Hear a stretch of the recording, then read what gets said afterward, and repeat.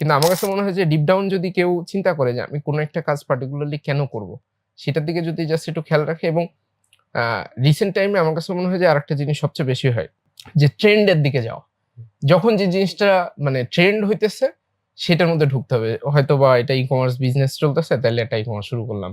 হয়তোবা এডটেক অনেক চলতেছে, আচ্ছা কয়েকজন মানে শুরু করতে আসলে সমস্যা নাই। কিন্তু এটা সম্পর্কে একটু ধারণা নিয়ে বা বোঝা, এটা নিয়ে যারা কাজ করতেছে তাদের সাথে কথাবার্তা বলা বা ডিপ ইনসাইড এটা কিভাবে কাজ করে।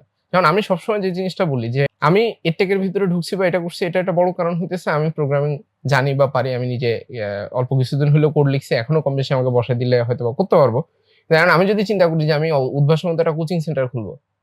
কারণ আমি শুনছি যে উদ্ভাসে মানে প্রচুর পরিমাণে রেভিনিউ হয়, এটা সেটা। এটা শুনে যদি করি, তাহলে এটা মানে কমপ্লিট রং একটা ডিসিশন আমি নিলাম। এবং আমি কাইন্ড অফ আমার নিজের সাথে যুদ্ধ করা স্টার্ট করব। তাছাড়া কোনো কিছু না। কারণ আমার স্ট্রেংথটা কোন জায়গাতে, সেটা যদি আমি ফাইন্ড আউট না করে আমি অন্য মানুষের দিকে তাকাই। আমরা সবসময় যেটা করি কি যে নিজের স্ট্রেংথটা না খুঁজে অন্য মানুষের মধ্যে কি ভালো আছে বা অন্য মানুষের কি আছে সেটার সাথে কম্পারিজন।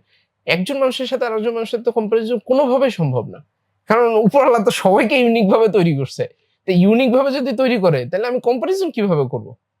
এটা তো কোনো স্কেলে কম্পারিজন করা সম্ভব না এবং সবার একটা নিজস্ব সত্তা তৈরি করা উচিত। সবাই চিন্তা করে যে আমি ওই মানুষের মতো হব। আমি হয়তোবা বিল গেটস হব। হইল না আরকি। মানে বিল গেটস এর মতো টাকা পয়সা ইনকাম করতে পারে। বাট এক্সাক্ট বিল গেটস কি আপনি মানে কখনো হইতে পারবেন? তুমি আর বিল গেটস হবে না। না, এটা তো আসলে কখনো সম্ভব না। এই কারণে এটা একটু মানে মরীচিকার মতো একটা জিনিস আরকি।